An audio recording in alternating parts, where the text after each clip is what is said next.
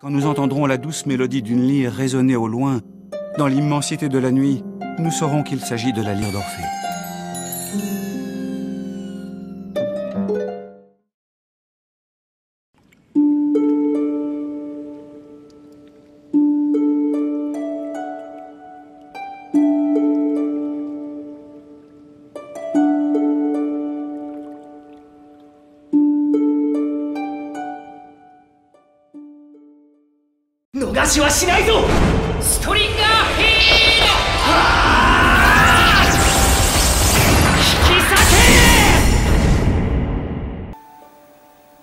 Salut tout le monde, c'est Orpheus, je vous souhaite la bienvenue sur ma chaîne pour une nouvelle review, la 9e en l'occurrence, et à la demande de certaines personnes qui me suivent sur ma chaîne, eh bien aujourd'hui on va parler tout simplement un petit peu de moi.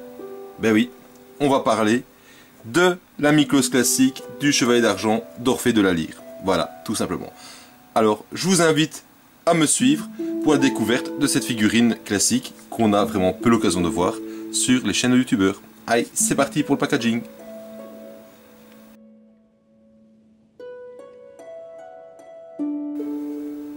Nous sommes donc en présence ici d'une boîte donc au format Miklos classique, donc c'est-à-dire qui est quand même plus petite qu'une boîte version EX, avec une couleur majoritairement grise.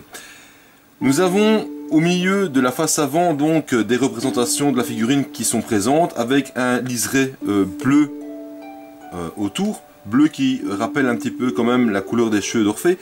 Et donc sur cette représentation nous allons avoir quoi? Eh bien en avant-plan ici, donc la figurine d'Orphée qui est montée en armure, et ensuite nous avons un visuel tiré de l'animé, donc ici en arrière-plan. On a toujours les inscriptions Senseiya en japonais. Nous avons ici donc le logo de Senseiya avec le chapitre d'Hadès qui est inscrit en dessous, Chapter Inferno. Pourquoi? Parce que c'est dans ce chapitre-là qu'on va découvrir le Orphée. Et nous avons un sticker ici argenté avec le petit ourson en rouge de la Toei avec les écritures anglaises. Donc on a affaire ici à une version donc hongkongaise. Alors sur les flancs rien de bien spécial tant d'un côté que de l'autre. Pourquoi? C'est simplement la représentation de la lyre de la Pandora Box. Ensuite sur la face arrière nous allons retrouver quoi? Eh bien différents visuels. Le premier donc représentant ici Orphée avec sa lyre en main, montée en armure. Encore un visuel, je veux dire, plus général ici. La version montée avec le masque, donc le casque. Encore Orphée, hein, même image. Ils ne sont pas foulés à ce niveau-là au niveau de Bandai. Encore ici une version montée d'Orphée en armure. Et ici nous avons le totem monté qui est représenté. Je vous rassure, les petites fleurs qui sont derrière ne sont pas du tout fournies avec. Et au niveau visuel, donc on a Lyra Orphée qui est écrit donc pour désigner le personnage, et je trouve que l'arrière-plan est pas trop mal parce qu'on a affaire vraiment à un mélange entre le froid et le feu avec la partie rougeâtre des enfers et le bleu du cosmos d'Orphée. Ça donne vraiment pas mal au niveau rendu. Ensuite ici pose d'attaque, donc la Stranger's Nocturne, donc la mélodie nocturne attaque que Orphée utilise dans l'anime. Voilà, tout simplement. On n'a rien de plus ni rien de moins à dire sur cette boîte. Au-dessus, donc, c'est le dessus d'une Pandora Box. En dessous, c'est les écritures. Et je rappelle, les boîtes classiques sont comme ceci. Donc, on a affaire à une boîte avec des fenêtres qui permettent de voir donc l'intérieur du contenu de la boîte quand les blisters sont mis à l'intérieur. Voilà, tout simplement. Puisque le packaging est fait, et bien maintenant, passons tout de suite au blister.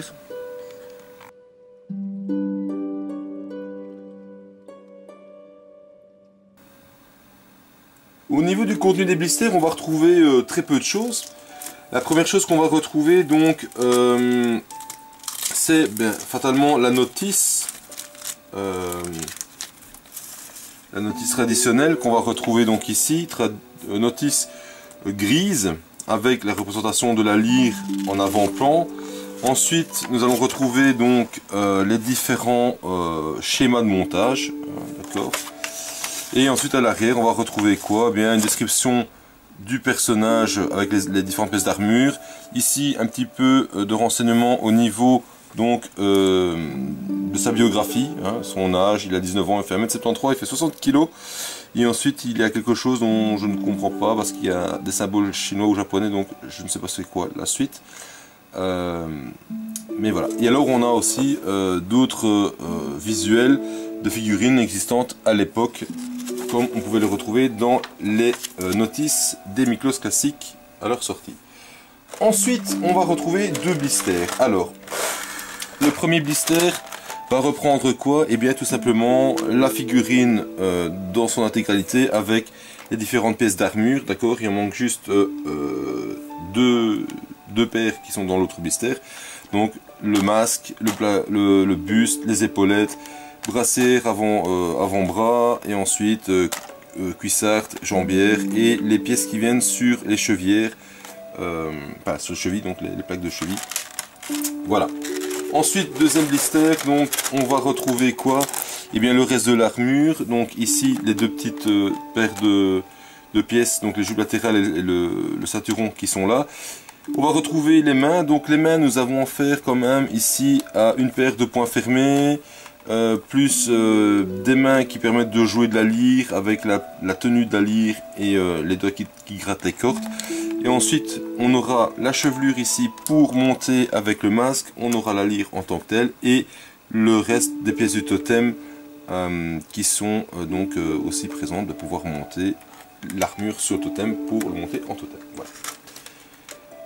Maintenant qu'on a fait donc le contenu des blisters, eh bien on va pouvoir passer donc tout simplement maintenant au montage du personnage.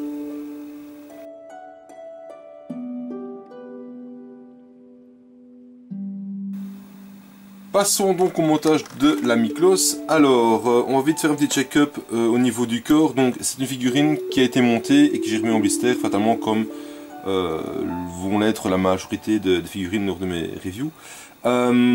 Sauf si elles sont neuves et qu'elles arrivent, enfin neuves, fraîchement arrivées dans ma collection. Ici, donc, on a affaire à un corps G3 avec plusieurs articulations supplémentaires par rapport aux anciennes versions. Ben, on a entre autres, d'ailleurs je vais l'enlever maintenant, l'articulation des poignets qui est présente, donc ça permet justement de pouvoir orienter les mains de manière un peu plus aisée, un peu plus réaliste. On a affaire à des articulations au niveau des épaules aussi, articulations qui sont la même couleur que la tenue vestimentaire, donc ici d'un gris anthracite. Donc c'est pas mal parce que ça donne vraiment un bel aspect une fois que l'armure est montée et pas justement un aspect où on a une épaule complètement à nu qui n'est pas forcément esthétique et qu'on peut retrouver sur certaines autres Miklos. Au niveau du torse, on ne sait pas faire de rotation. Pourquoi? Parce qu'on a le bord de la ceinture qui est présent. Par contre, on a le buste qui peut légèrement bouger, donc c'est pas mal. Et au niveau des jambes, c'est bien aussi. Et au niveau articulation, voilà, du bassin, c'est pas mal. Les chevilles sont rigides, elles ne sont pas souples, donc c'est super bien. Alors, particularité de cette figurine, ben en fait c'est que c'est la première que j'ai achetée avec la Miklos classique du Scorpion. J'avais acheté ça sur une brocante et quand je me suis lancé dans la collection, et donc c'est vrai que de par le fait de mon pseudo sur ma chaîne YouTube, j'aurais peut-être pu commencer par présenter cette figurine dès le départ, mais voilà, c'était pas dans l'idée à ce moment-là. Et c'est vrai qu'on m'a quand même dit, bah tiens, pourquoi tu ne présentes pas la Miklos d'Orphée de la Lyre, ça aurait été quand même sympa de la montrer étant donné que c'est ton pseudo. Donc je dis bah oui, voilà, très bonne occasion de la présenter, donc c'est une chose qui va être faite. Alors, Orphée, donc, personnage que l'on rencontre dans la saga Hadès. Alors, comme j'avais dit dans une précédente review, je n'ai pas, dans ma jeunesse, j'avais pas mal de mangas. J'étais fan de Senseiya, mais j'ai jamais acheté les bouquins. Pourquoi? Parce qu'à l'époque, je les trouvais pas facilement, là où j'habitais, donc il fallait faire quand même pas mal de kilomètres. J'habitais pas dans des grosses villes, et enfin, en tout cas dans une grosse ville ou à proximité. Donc, voilà, difficulté de les avoir. J'ai eu d'autres mangas, des City Hunter, des Hokuto no Ken, enfin, et d'autres, j'en passe. Voilà, donc personnage que j'ai découvert en voyant la série des Hadès donc à la télévision, enfin oui, on va dire ça à la télévision, oui, comme ça, mais qu'on a pu aussi rencontrer dans les films bien avant ça. Enfin, en tout cas, dans un des films. Alors, essayez de retrouver un petit peu dans quel film de Sensei on a pu le retrouver. Si vous ne le voyez pas, bah, je vais vous le dire, on le retrouve dans La Légende de la Pomme d'Or. Mais oui, on le retrouve dans ce film. Hein. Et on le retrouve entre autres avec une armure complètement bleutée. Et bah, il se présente d'ailleurs en tant que tel. En version française, c'est Cobra, si je ne me trompe pas, il s'appelle Cobra. Dans la version officielle, version japonaise, il s'est appelé Orphée. Voilà. Et c'est ce personnage-là. Et d'ailleurs, il rappelle que c'est le dieu des enfers, le dieu de la mort, qu'il a Hadès, qui lui a permis de revenir à la vie, etc. Donc voilà. Donc déjà une apparition au niveau du personnage, donc qui était faite dans un des films, donc La Légende de la Pomme d'Or. Comme quoi, tous les personnages, ben, parfois, ne sont pas si neufs que ça, et parfois ben, font déjà l'objet d'une apparition dans des films. Alors, si j'ai bon souvenir, il se fait battre, enfin, il combat et se fait battre par Ikki. Donc, là aussi, voilà. Film qui, ouais, pour l'époque, était pas mal, hein. Donc La Légende de la Pomme d'Or, les guerriers d'Abel, si je ne me trompe pas, La Guerre des Dieux avec Lucifer, qui pour moi est le meilleur, franchement c'est le meilleur. Les autres, pour moi, ne sont pas super intéressants. Maintenant, chose aussi, je trouve que si on regarde les 4 films, parce que j'ai oublié le quatrième, c'est... Ah ben, attendez, je ne me trompe pas, il y avait donc La Légende de la Pomme d'Or, il y avait les guerriers d'Abel. Ah, c'est ça, la guerre des dieux et le dieu des enfers, c'est ça. La guerre des dieux, c'était à Asgard. Voilà, c'était à Asgard. Et le dieu des enfers, c'était avec Lucifer. Donc je disais Lucifer qui pour moi est le meilleur des 4 films, parce que je le trouve un peu plus intéressant au niveau des personnages qui accompagnent Lucifer. J'aime beaucoup le personnage de Lucifer, le look qu'il a. Donc voilà. Après, au niveau de l'histoire, ça casse vraiment rien. C'est chaque fois la même chose. C'est toujours la même manière dont ça se passe. C'est toujours Shun qui ramasse. Shun, quand elle a ramassé, Ikki arrive. Yoga, il appelle tout le temps sa maman. Shiryu va mettre en place toutes les choses que lui ont appris son maître, etc. Enfin, quand on regarde un peu les 4 films, ça tourne toujours de la même manière. Et c'est ça qui est un petit peu dommage, c'est qu'ils ont fait 4 films, mais 4 fois, c'est 4 fois un déroulement quasiment identique au niveau du scénario. Alors, parenthèse faite sur les films, Orphée, donc personnage qu'on rencontre dans la saga Hadès, personnage chevalier d'argent qui à la base n'est pas un spectre, donc on le rappelle, c'est un chevalier d'argent qui joue de la lyre pour Hadès, parce qu'en fait il s'est fait un petit peu piéger par le pharaon du Sphinx, le spectre de la bête, qui lui a joué un pied de cochon lorsqu'Hadès se avait permis avec Eurydice de retourner au monde des vivants, et qui donc a fait croire qu'il avait atteint la lumière du soleil, alors qu'en fait ce n'était pas le cas, c'était juste le reflet d'un miroir, et que donc la seule condition pour laquelle qu'il devait respecter pour pouvoir rejoindre le monde des vivants, c'était de ne pas se retourner et de regarder Eurydice, et pas de chance, croyant qu'il avait vu le soleil, enfin la lueur du soleil, et bien il s'est retourné vers Eurydice, et pas de chance, elle s'est transformée en pierre, et du coup il est resté après auprès d'Hadès pour jouer de la lyre, parce qu'il avait toujours Eurydice qui était près de lui. Donc Orphée se bat dans cette saga donc contre le pharaon du Sphinx, lui met sa dégelée, Et ensuite, eh bien,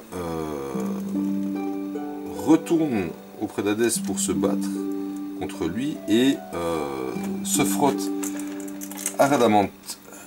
Donc, au niveau d'un combat, et ben, à ce niveau-là, ben, il ramasse. Il ramasse et il laisse la peau, tout simplement. Voilà. Donc, voilà.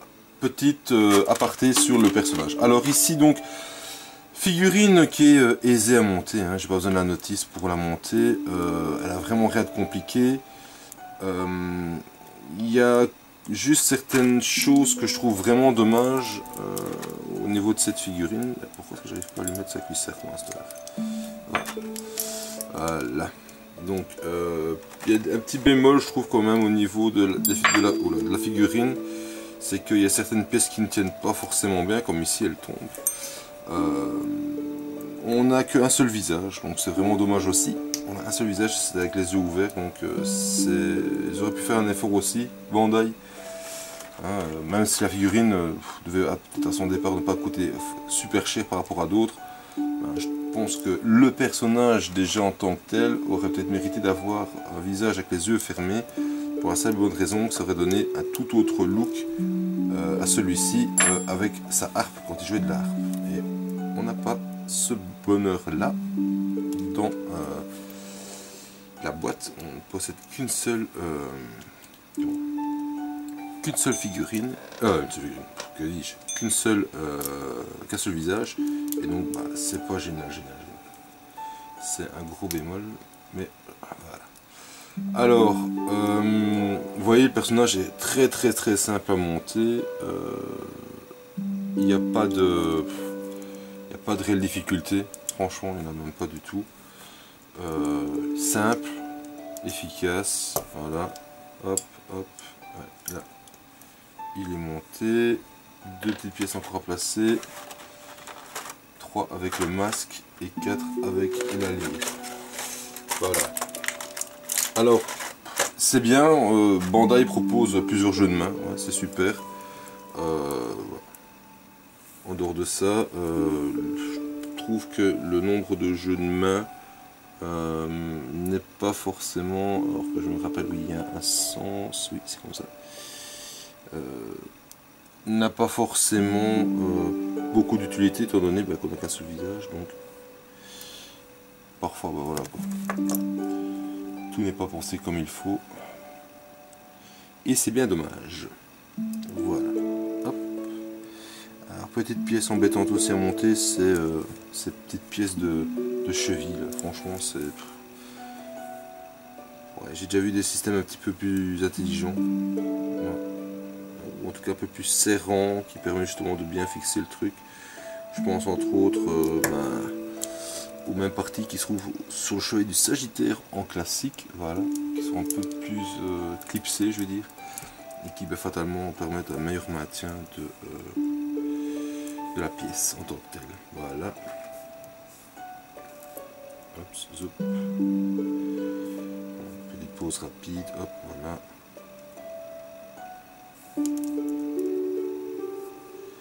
Là, on lui met son masque sur la tête, voilà, facile, et on lui met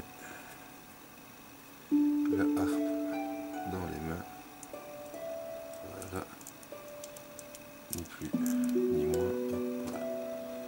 Petite pause rapide d'Orphée, voilà, le montage est terminé, je vais ranger les blisters et on va passer au débrief de la figurine. A tout de suite.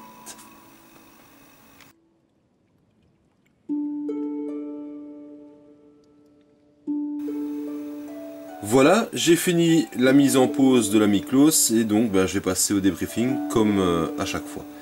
Alors j'ai plusieurs choses à redire et je vais d'abord commencer par l'aspect esthétique de la figurine comme à chaque fois.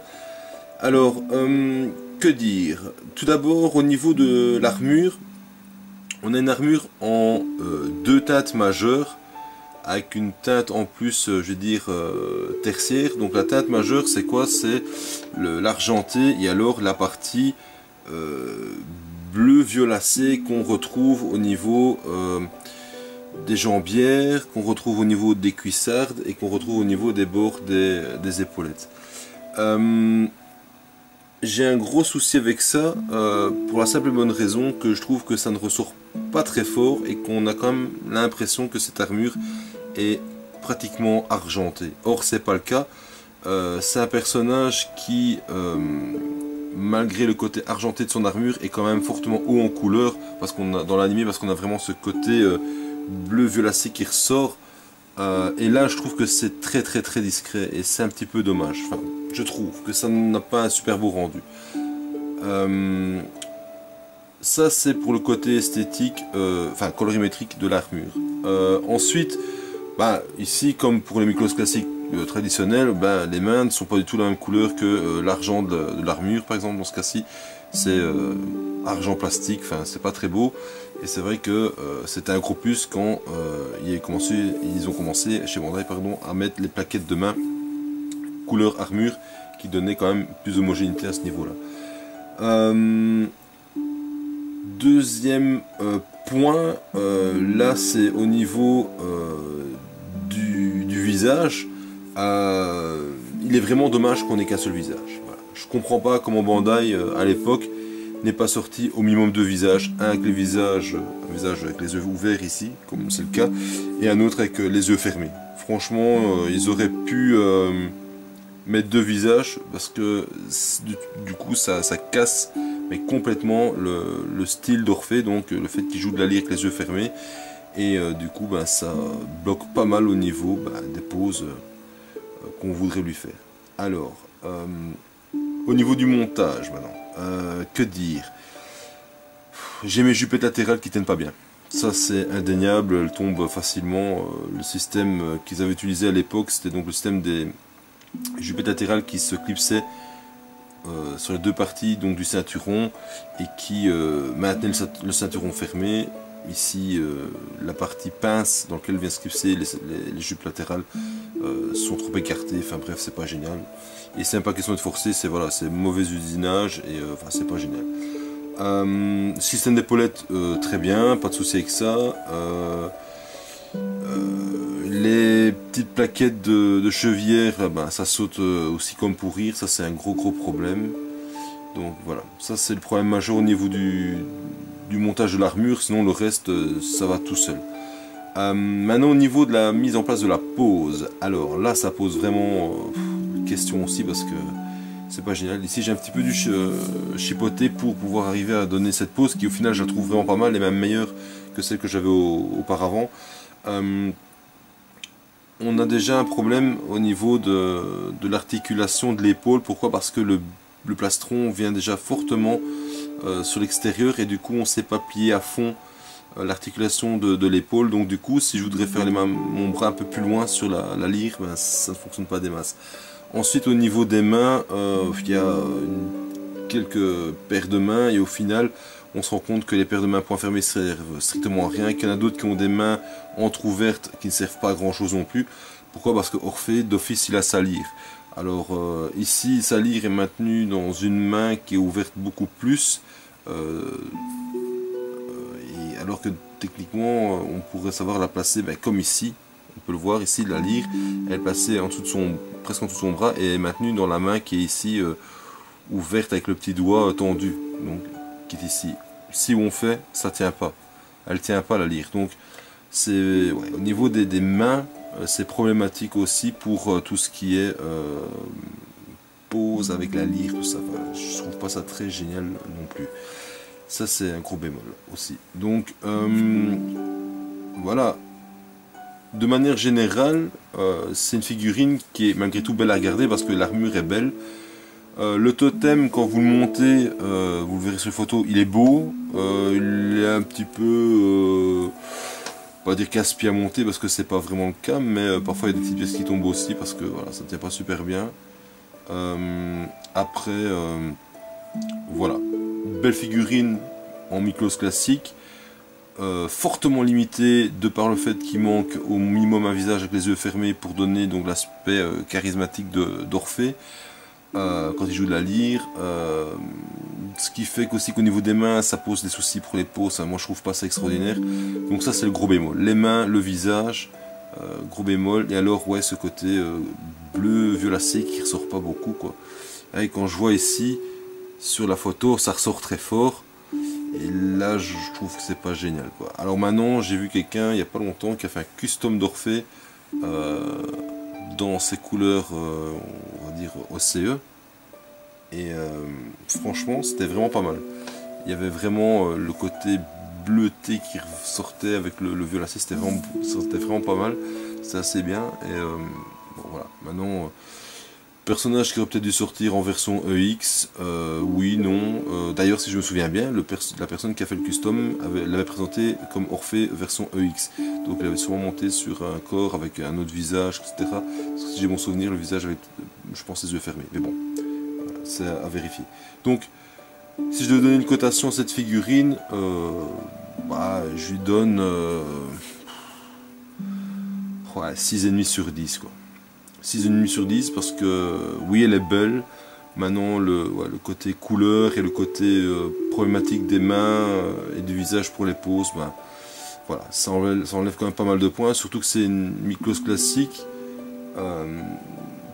Qui a quand même quelques possibilités au niveau articulation, et là on ne sait pas parce que voilà, on est bloqué. Oui, comme ici d'ailleurs, parlant de bloqué, la brassière, je ne sais pas la monter plus haut, donc si je plie le coude un peu plus, je bute avec mon avant-bras sur ma brassière, donc je suis encore limité aussi dans le pli du coude, alors que je pourrais encore plier de 2-3 mm pour, je veux dire, ramener la main plus vers l'intérieur. Alors ici aussi, c'est bien, on a des poignets articulés, et les poignets articulés au final ne servent pas à grand chose parce que l'avant-bras ne sait pas rentrer plus loin, et du coup oui, ça bouge un petit peu, mais on n'a pas toute la mouvance, toute l'amplitude prévue par les poignets, donc ça aussi, voilà, c'est des petits moins qui font que voilà, je donne une cote de 6,5 sur 10 qui au final n'est pas une cote extraordinairement mauvaise, c'est une cote moyenne, voilà. Une cote moyenne pour une figurine moyenne, mais qui, posé comme ça, a quand même le charisme d'Orphée de la lyre. Voilà. J'espère que cette review vous aura plu.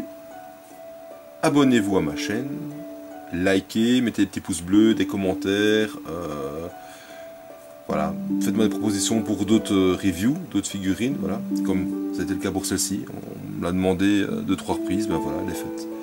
Et donc je vous souhaite à tous bon vent pour les jours prochains, et je vous donne rendez-vous très bientôt pour une nouvelle review qui sera consacrée cette fois-ci au Chevalier d'Or. Voilà. Je vous dis donc à très bientôt. Salut tout le monde, salut, ciao ciao.